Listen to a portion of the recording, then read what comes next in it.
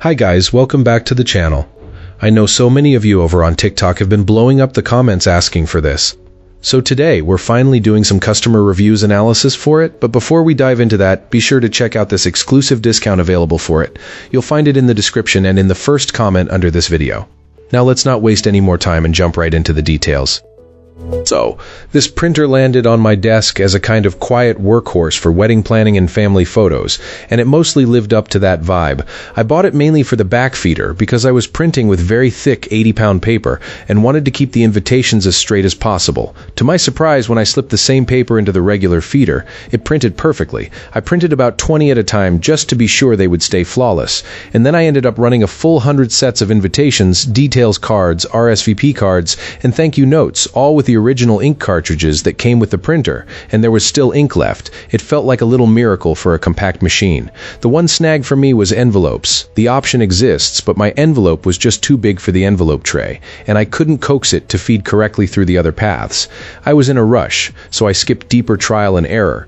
But the core printing experience was solid enough that I didn't sweat it too much. A few months later, I ended up buying a second one because the first started having reliability issues after about 19 months of steady use across 3 networked computers. The print heads failed and cleaning didn't save them.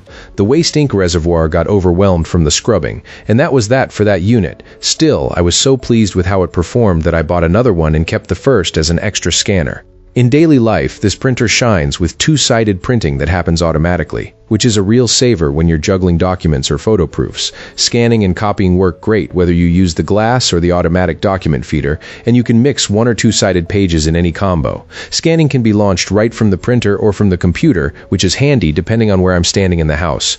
The wireless setup is pretty straightforward once it finally clicks, though I did have to reach out to Epson support a few times during the initial network configuration. The ink situation is a little funny. The cartridges that ship with it are a bit on the light side, but it's easy to swap to higher capacity cartridges when you run low.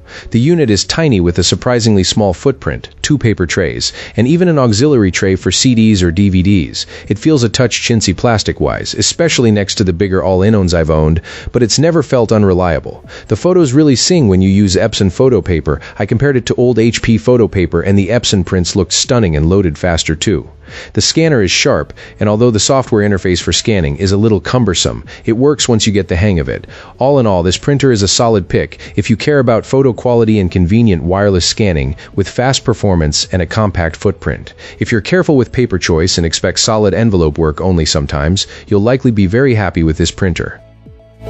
So that wraps up the review. I appreciate you watching, and if you want to take a closer look, I've added the product link in the description. You might also find some current deals there. Take care.